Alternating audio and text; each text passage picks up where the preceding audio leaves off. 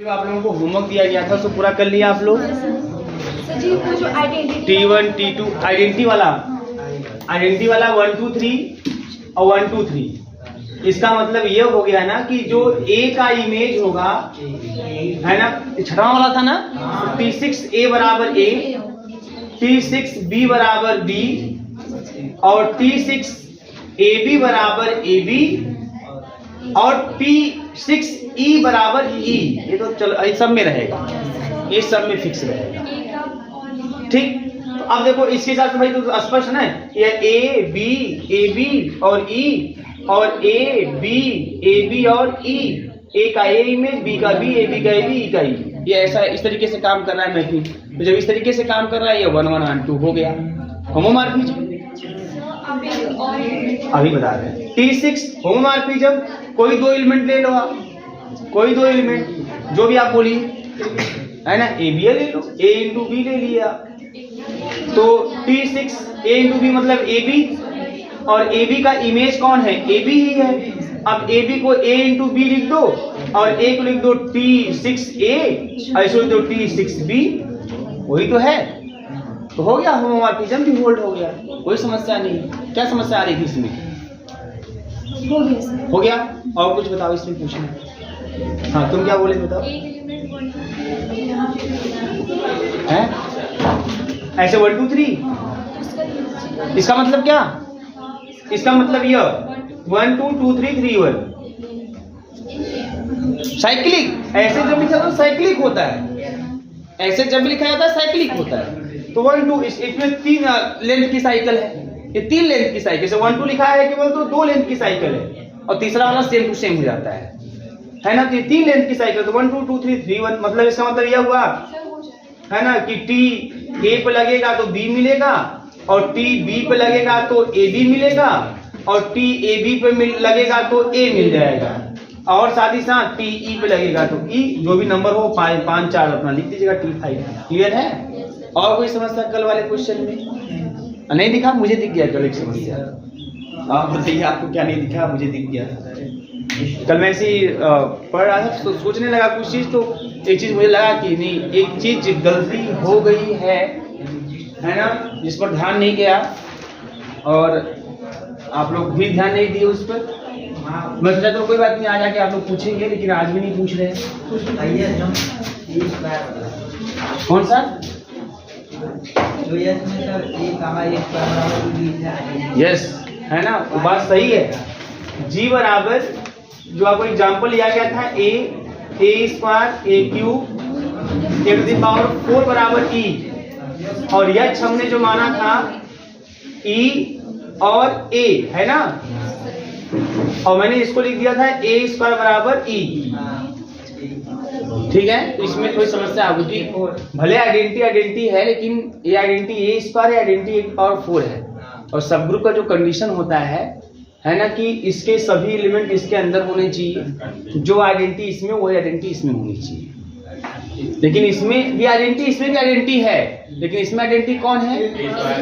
इसमें कौन है? A⁴। ये कल एग्जाम्पल में मिस्टेक हुआ था, और कल प्रदीप आगे पीछे कुछ कर रहा था, मैं जल्दी में ध्यान नहीं दिया, कुछ समस्याएं थी लोगों को यहाँ पे, है ना। तो यहाँ पे एक था, इसको आप कोई बड़ी बात नहीं है, कोई बड़ी इशू नहीं थी। अब इसको अपने हिसाब से सेट कर लीजिए, जिससे कि आपका यह काम हो जाए। तो आप एक काम कर लीजिए, इसको ऐसे लिख सकते हैं आप, अगर ये ले लें तब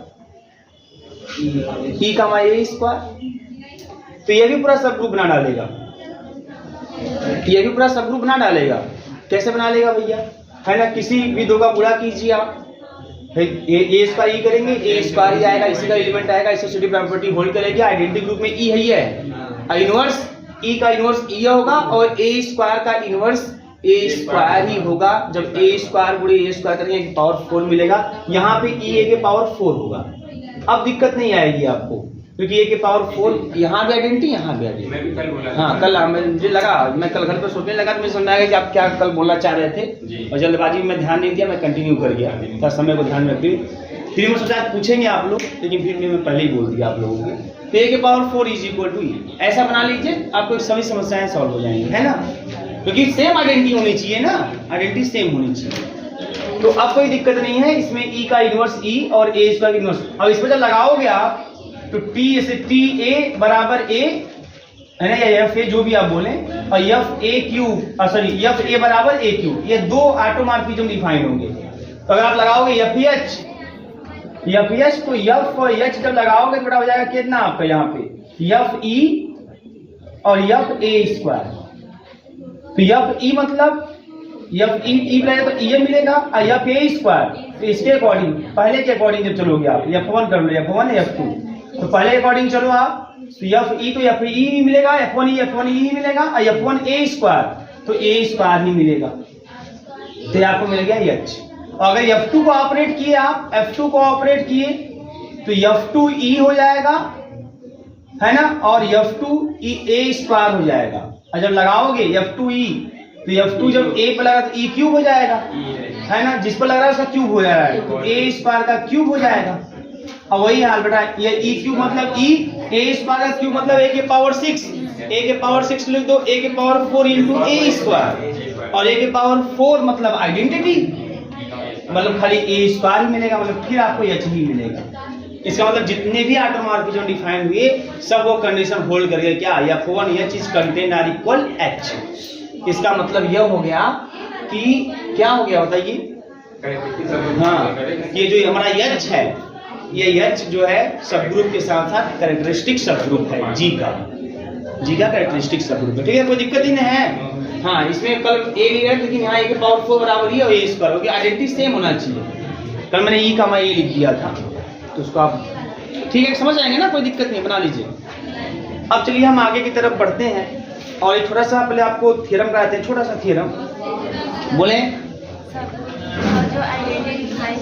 जोर से बोलो। सब ग्रुप का जो आइडेंटिटी डिफाइन किए कैसे किया, सब ग्रुप में जो आइडेंटिटी डिफाइन किए, देखो पहली बात तो ये है कि सब ग्रुप में आइडेंटिटी वही होगा जो ग्रुप की आइडेंटिटी, ग्रुप की आइडेंटिटी ए के पावर 4 बराबर ही है, वही लिख दिया हूँ, चलो काम खत्म हुआ। पहले ए स्क्वायर था सर, जो उसको चेंज किए ए के पावर में 4। क्या बता, जोर से बोलो। पहले ए स्क्वायर लिए थे तो गड़बड़ था, अभी ए स्क्वायर नहीं, पहले मैं ई का मान ए लिख दिया था, और ई को मैंने ए स्क्वायर बोल दिया था है ना, तो वो भी सब ग्रुप बना रहा था, बट एक्चुअल में समस्या क्या थी कि सब ग्रुप होने के लिए जी का एलिमेंट उसमें होना चाहिए, तो वो सब ग्रुप जी के अकॉर्डिंग सब ग्रुप नहीं था वो, बात समझ आ रही है ना, क्योंकि सब ग्रुप जो बनाएगा, जैसे एच जी का अगर सब ग्रुप है तो एच के सभी एलिमेंट जी के अंदर होने चाहिए, और जो आइडेंटिटी जी की होनी चाहिए वो आइडेंटिटी एच की होनी चाहिए। और मैंने पिछले वाले एग्जांपल में ए स्क्वायर बराबर ही लिख दिया था, और जबकि जी की आइडेंटिटी कौन है, ए के पावर 4 है, तो एच की भी आइडेंटिटी ए के पावर 4 होनी चाहिए, और वो करने के लिए मैंने यहाँ पे ए स्क्वायर कर दिया, तो ए स्क्वायर कर देंगे यहाँ पे, तो यहाँ पे ए के पावर 4 बराबर ई कर दीजिए। बस वही ए स्क्वायर कैसे, देखो यहाँ पे नहीं कोई दिक्कत, मैं समझा रहा हूँ, कोई दिक्कत नहीं है। आपको ये जी है, इसी में से कुछ एलिमेंट लेके आपको एक सेट बनाना है, एक ऐसा सेट बनाना है जो सब ग्रुप बनाता हो, बात समझ में आ रही है ना, वो सब ग्रुप पूरा ग्रुप बनाए है ना, और जी का क्या हो सब ग्रुप बन जाए। तो अब इसमें से कौन से दो एलिमेंट आप लोगे बेटा, तो एक एलिमेंट तो फिक्स आपको आइडेंटिटी लेना पड़ेगा, क्योंकि कोई सेट ग्रुप तभी बनाएगा जब उसके पास आइडेंटिटी होगा। अब ये आइडेंटिटी वाला हो गया इस तरीके से। अब दूसरा एलिमेंट कौन लेंगे, कोई एक और एलिमेंट ले सकते हैं आप, अच्छा केवल आप ए भी ले सकते हैं, इतना भी छोड़ देंगे तभी काम बन जाएगा, ये भी सब ग्रुप है इसका एग्जाम्पल ग्रुप में, ये नहीं आप ए भी ले सकते हो, सिंगलटन ई वाला जो सेट होता है सब ग्रुप बनाता है, तो ये भी सब ग्रुप है, कोई दिक्कत नहीं, ये भी एग्जाम्पल चलेगा। और ऐसे ये भी सब ग्रुप बन जाएगा, और भी सब ग्रुप बन जाएंगे। अगर आप ई कामा ए स्क्वायर लोगे तभी बन जाएगा, तो ये वाला सेट भी इसके सभी एलिमेंट इसके अंदर हैं, और लेकिन ये ई किसके बराबर है, ए के पावर 4 की, तो मैंने यहाँ से ए स्क्वायर ले लिया। अब देखो ये जो सेट होगा ना, जो इसका सबसेट है, ये सब ग्रुप बना डालेगा पूरा, ये सब ग्रुप क्या करेगा, बना देगा। अगर मान लो यहीं पे अगर आप बेटा ऐसा कोई सेट ले लो जिसे ए के पावर 4, आइडेंटिटी तो लेना ही लेना है ना, मान लो मैंने ए क्यूब ले लिया, तो क्या ये सब ग्रुप बनाएगा, तो पहले बात तो दो को गुणा करोगे तो इसी में आएगा, कोई दिक्कत नहीं है। एसोसिएटिव भी होगा आइडेंटिटी। अब इनवर्स की बात, तो ए क्यूब का इनवर्स कौन होगा, ए क्यूब में किसका गुणा करेंगे, ए के पावर 4 आ जाए, ए का गुणा करेंगे, तो क्या ए इसमें है क्या, नहीं ये नहीं है इसमें, ये कहाँ है इसमें, इसलिए ये वाला जो सबसेट है इसका, ये सब ग्रुप नहीं बना पाएगा। तो आपको इसी में से दो दो तीन तीन एक एक एलिमेंट लेके आपको एक ऐसा सेट बनाना है जो ग्रुप का फॉर्मेशन कर दे और इस जी का क्या हो जाए, सब ग्रुप हो जाए। तो आप इसको भी ले सकते हो, केवल ई, लेकिन ई कौन होगा, एक पावर 4 होगा। आप ये ले सकते हो, ये भी काम कर जाएगा, ई इक्वल टू एक पावर 4 और एक एलिमेंट मैंने ए स्क्वायर ले लिया। अब ए स्क्वायर का इनवर्स ए स्क्वायर ही होगा, क्योंकि ए स्क्वायर करोगे एक पावर 4 मिल जाएगा, आइडेंटिटी मिल जाएगा। लेकिन आप ए क्यूब नहीं ले सकते, आप यहाँ ए नहीं ले सकते, क्योंकि अगर ए ले लोगे तो फिर क्या होगा, ए में किसका गुणा करने पे एक पावर 4 आएगा, ए क्यूब का। और ए क्यूब क्या इसमें है ना? नहीं, अभी दिखिए मैं बोल रहा हूँ कि ए नहीं ले सकते, न तो ए ले सकते न तो ए ले सकते, दोनों सब ग्रुप नहीं बनाएगा। क्योंकि इस वाले में जब ए क्यूब से गुणा करेंगे आप तब आपको आइडेंटिटी मिलेगा। ए क्यूब है क्या इसमें? नहीं। और इसमें ए क्यूब में ए का गुणा करेंगे तब आइडेंटिटी मिलेगा। क्या इसमें ए है क्या? नहीं। तो ए दोनों जो सबसेट इसके हैं ये सब ग्रुप नहीं बनाएंगे, लेकिन ए जो दोनों सबसेट है इसके वो सब ग्रुप बनाएंगे। हाँ, इसमें वेरी गुड। एक और सबसेट बनाते हैं इसका, ए के पावर 4 का आइडेंटिटी तो लेना ही है। चलो ए ले लेते हैं, ए क्यूब ले लेते हैं। अब ये बना देगा पूरा, अब ये भी बना देगा, है ना? ए का इनवर्स ए क्यूब का इनवर्स ए, आइडेंटिटी का आइडेंटिटी। एक का सब ग्रुप नहीं बनेगा, चक्कर में पड़िएगा, कई सब ग्रुप बन जाएंगे। कोई ये भी सब ग्रुप है, ये भी सब ग्रुप है, ये भी सब ग्रुप है। और ये सभी सब ग्रुपों पे जब ये F1 F2 आप ऑपरेट करोगे ना, ये पूरा कंडीशन होल्ड करेगा। कौन सा कंडीशन होल्ड करेगा? F1 H is contain or equal H, ये कंडीशन होल्ड कर जाएगा। बात समझ में आ रही है? तो जो कैरेक्टरिस्टिक सब ग्रुप होता है, यह ग्रुप G का एक ऐसा सब ग्रुप होता है जिस पर G के जितने ऑटोमॉर्फिज्म डिफाइन हो, सभी ऑटोमॉर्फिज्म को उस H पर ऑपरेट करें तो ऐसा रिजल्ट होल्ड होना चाहिए। तो इस पर भी होल्ड होगा, इस पर भी होल्ड होगा, इस पर भी होल्ड होगा, है ना? तो कल मैंने एग्जांपल एक्चुअली दिया था, वहां ए स्क्वायर बराबर ही, बट ए स्क्वायर बराबर ही, तो मान लीजिए वो सब ग्रुप तो बना देगा, लेकिन वो इस G के रिस्पेक्ट में नहीं बना पाएगा, क्योंकि G का सब ग्रुप होने के लिए आइडेंटिटी ए के पावर 4 ही होना चाहिए। मैंने कल ए स्क्वायर लिख दिया था जल्दबाजी में, जो भी, ठीक है ना? कोई दिक्कत नहीं है ना?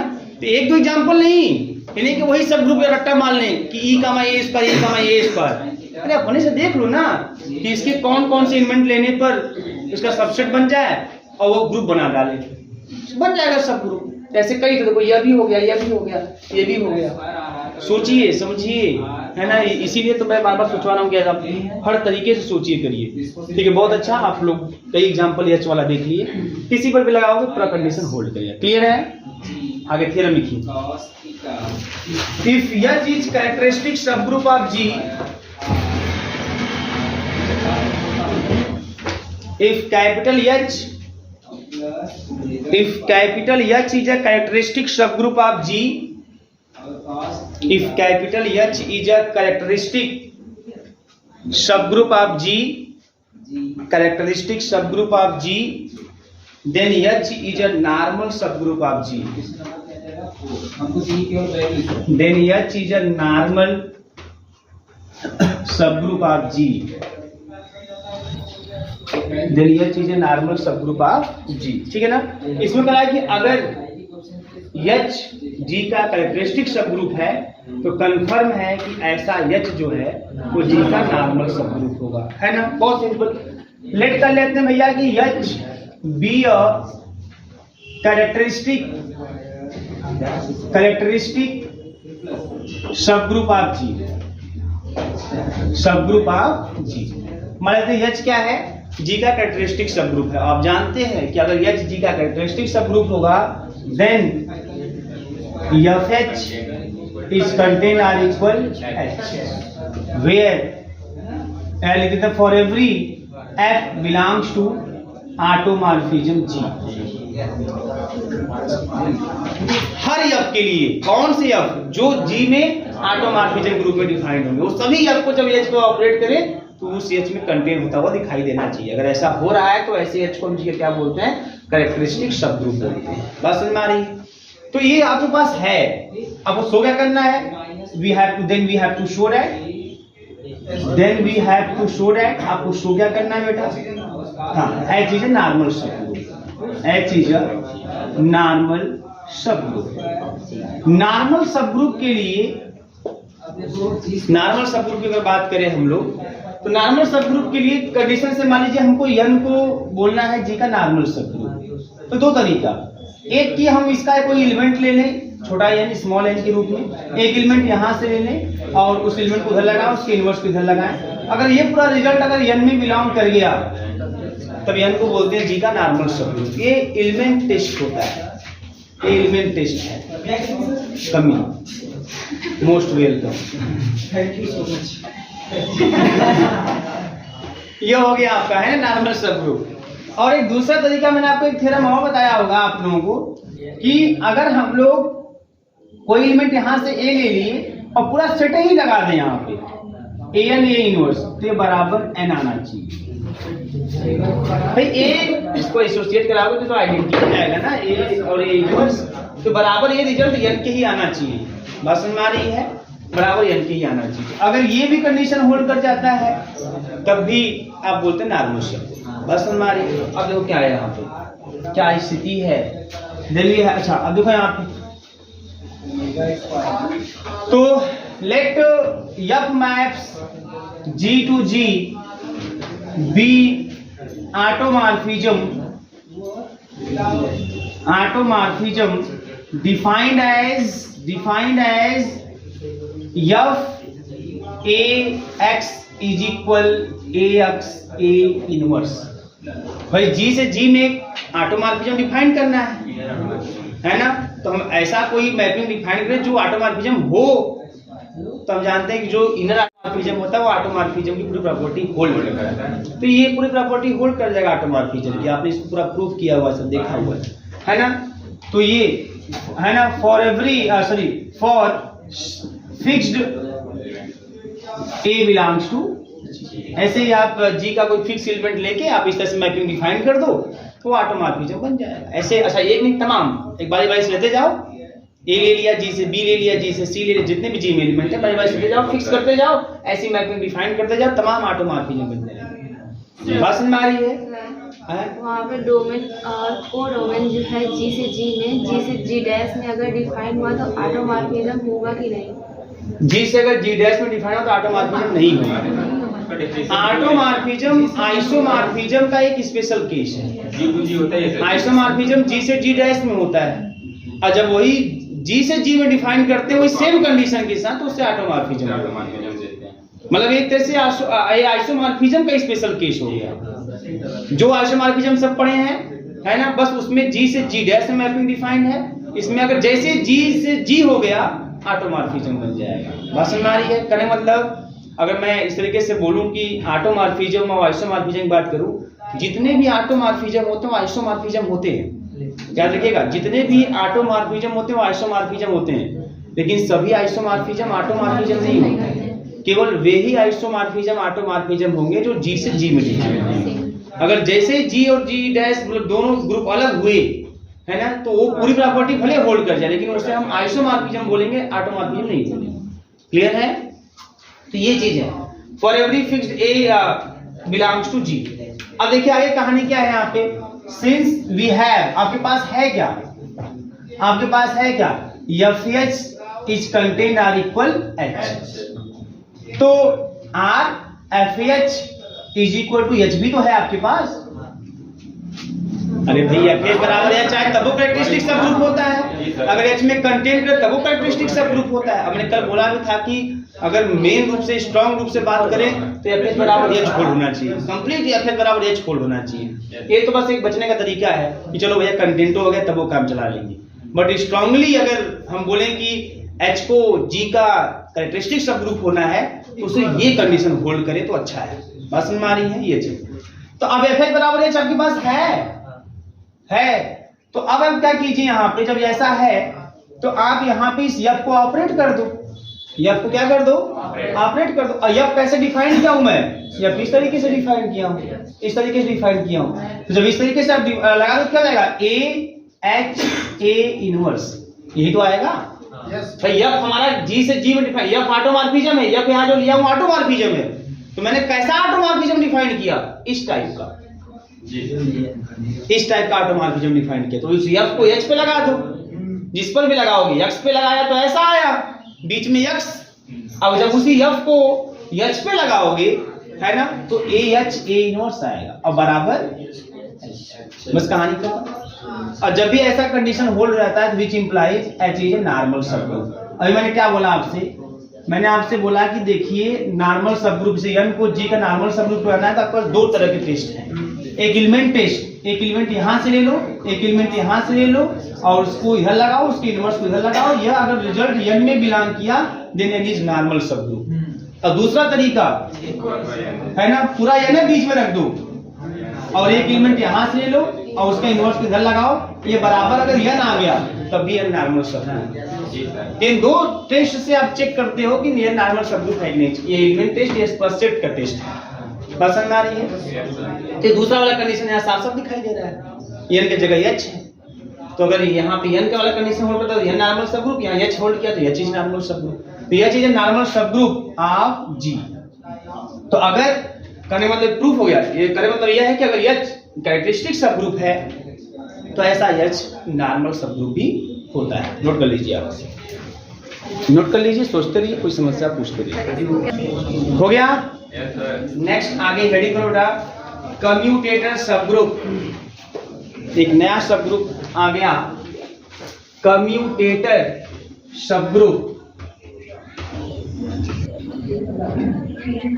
कम्यूटेटर सब ग्रुप,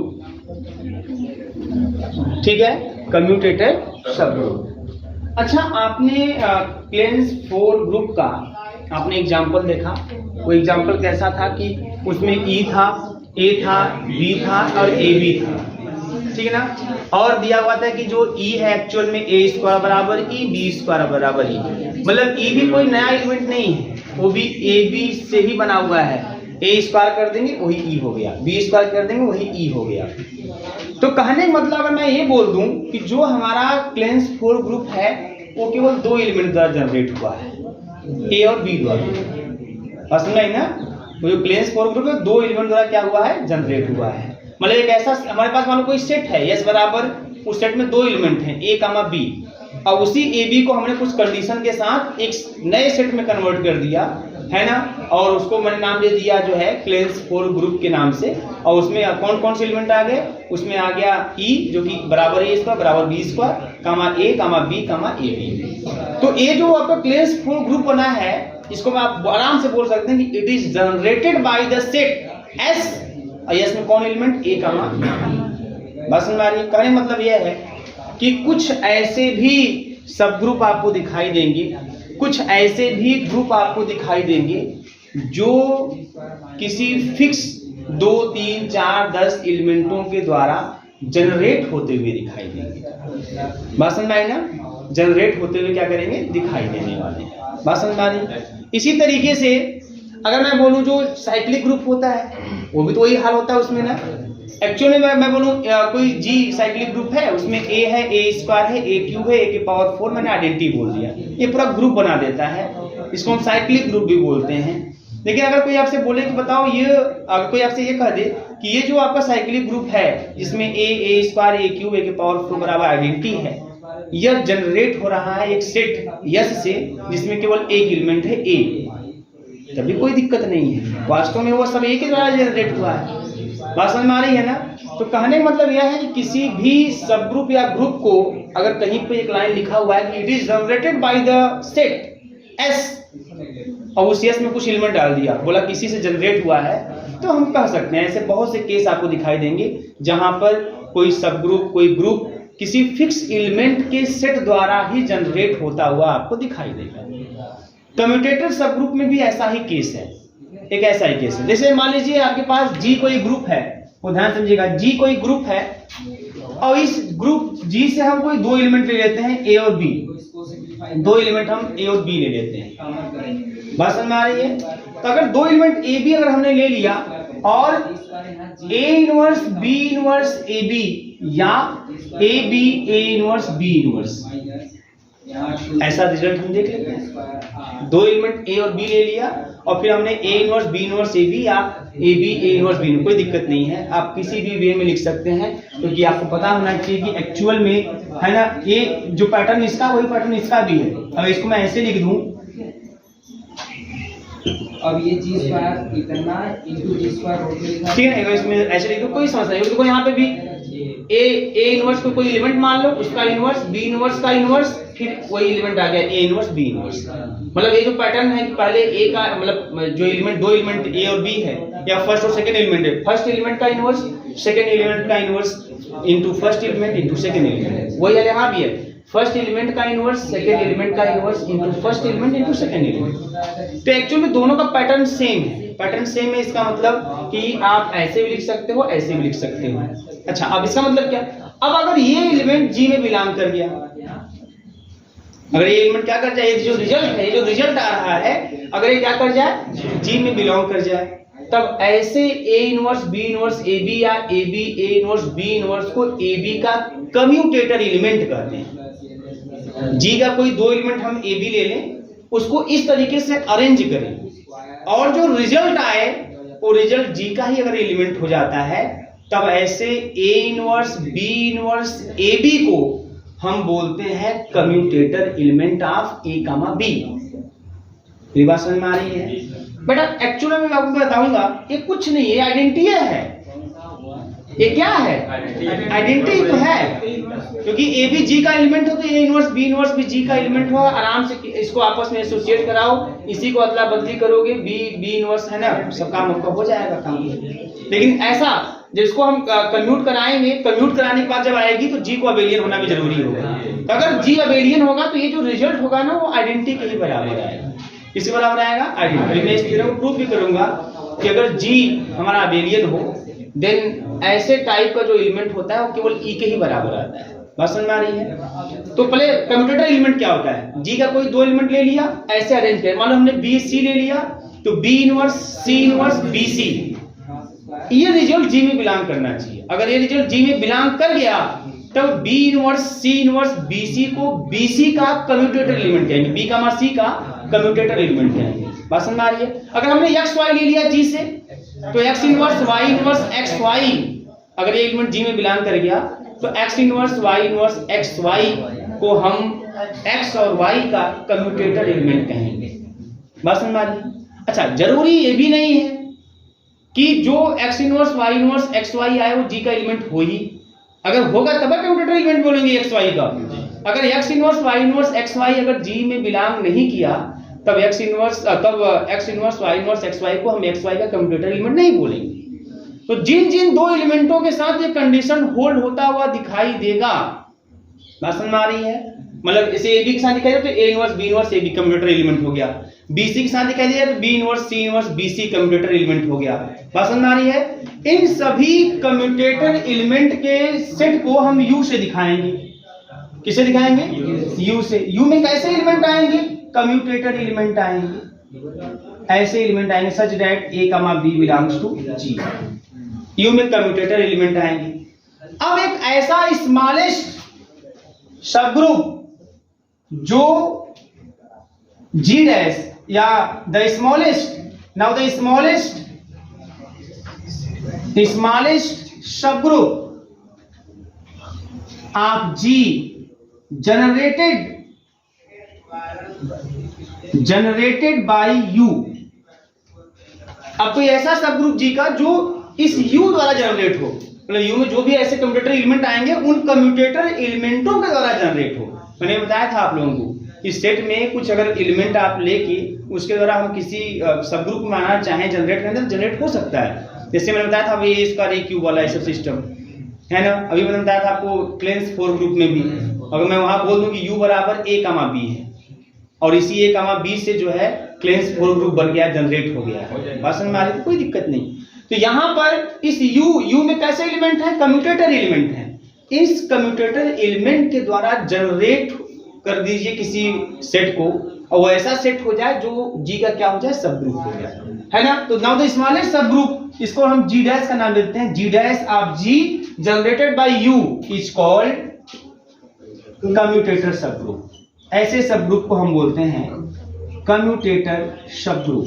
देखो इसमें बड़ा कंफ्यूजन होता है। कंफ्यूजन ये होता है ना कि यू और जी डैश को लेकर, तो आपके दिमाग में बस वही चीज लाइन होनी चाहिए कि जैसे क्लेंस 4 ग्रुप है वो किस सेट के एलिमेंट द्वारा जनरेट हो रहा है, मैं लिख दूं ए कामा बी द्वारा। यस बराबर सिंगल कर्ली ब्रैकेट में ए कामा बी से वो जनरेट हो रहा है।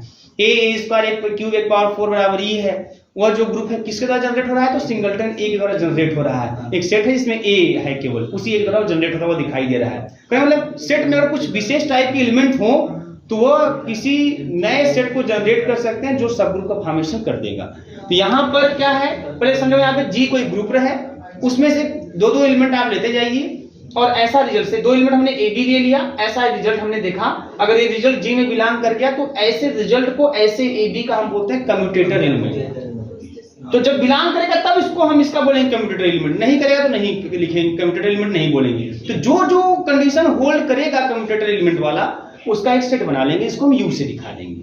अब ये जो सेट है इसमें कुछ विशेष टाइप के एलिमेंट है, विशेष टाइप मतलब कैसे एलिमेंट है, कम्यूटेटर एलिमेंट। अब इस सेट द्वारा हम एक सब ग्रुप जनरेट कर दें, एक सब ग्रुप क्या करें, जनरेट कर दें। किसका सब ग्रुप जनरेट करें, जी का, जी का, और उस सब ग्रुप को हम जी डैश का नाम दे दें। तो ऐसे जी डैश को हम लोग बोलते हैं कम्यूटेटर सब ग्रुप। मतलब कम्यूटेटर सब ग्रुप में भी क्या आता है, कम्यूटेटर एलिमेंट ही आते हैं, लेकिन किससे जनरेट होते हुए दिखाई देते हैं, यू से। जैसे क्लेंस 4 ग्रुप में क्या आया, वो ए बी तो आया है, ए बी और ए स्क्वायर बराबर बी स्क्वायर बराबर ई, वही तो आया है ना। और जनरेट किससे हुआ है ना, एक सेट यस से जिसमें दो एलिमेंट है ए कमा बी। तो ये चीज है, बात समझ में आ रही है। तो ये होता है ऐसे कम्यूटेटर सब ग्रुप होता है। तो ये लाइन आपके दिमाग में होनी चाहिए, और लिख लीजिए, और बातें होती रहेंगी, घबराने की जरूरत नहीं है। देखिए let G be a group, let G capital G be a group and a comma b belongs to G and a comma b belongs to G, the element AB A inverse B inverse, the element AB A inverse B inverse R A inverse B inverse AB दोनों एक ही है। the element AB A inverse B inverse R O R A inverse B inverse AB is called commutator element of, is called commutator element of, is called commutator element of order pair A comma B, commutator element of order pair A comma B। let capital U बराबर, ऐसे लिख दो बेटा, capital U बराबर this, let capital U बराबर A inverse B inverse AB such that A comma B belongs to G, capital U बराबर A inverse B inverse AB such that A comma B belongs to G, हो गया। then the smallest subgroup G dash, then the smallest subgroup, then the smallest subgroup G dash, smallest subgroup G dash of G, then the smallest subgroup G dash of G generated by capital U। ये line एकदम दिमाग में fit बैठा लीजिए, क्योंकि जब भी theorem आएंगे ना तो ये यूज होगा। the smallest subgroup G dash of G generated by U, जो U से जनरेट होता हो। वैसे G के तो बहुत से सब ग्रुप बन सकते हैं, लेकिन ऐसा सब ग्रुप जो किससे जनरेट होता है वो दिखाई दे, U से। Generated by U is called commutator subgroup, is called commutator subgroup। ठीक है, किसको, G डैश को बोलेंगे, is called commutator subgroup। Clear है। अब देखो ये हो गया कम्यूटेटर सबग्रुप। आप एक करिए, लिखिए इसमें एक थ्योरम लिखिए, पहले थोड़ा सा थ्योरम लिखिए, आपको और क्लियरिटी आएगी। थ्योरम लिखिए, let G dash be the commutator subgroup of a group, let G dash be the commutator subgroup। Theorem है let G dash be the commutator subgroup of a group G, commutator subgroup of a group G, then G is abelian, then capital G is abelian if and only, then capital G is abelian if and only G dash is equal to singleton E, अभी बताया था जो आप लोगों को। Then capital G is abelian if and only if G dash is equal to singleton E, मतलब G abelian कब होगा, जब कम्यूटेटर सब ग्रुप में केवल आइडेंटिटी, मतलब उसका हर एक कम्यूटेटर एलिमेंट किस रूप में हो, आइडेंटिटी के रूप में हो, है ना। कमा E being the कमा लिख के दीजिए, E being the identity element of G, E small E being the identity element of G, identity element of G. ठीक है भैया, प्रूफ इससे आप कल हो पाएगा कि आज पॉसिबल नहीं है, E being the identity element of ji.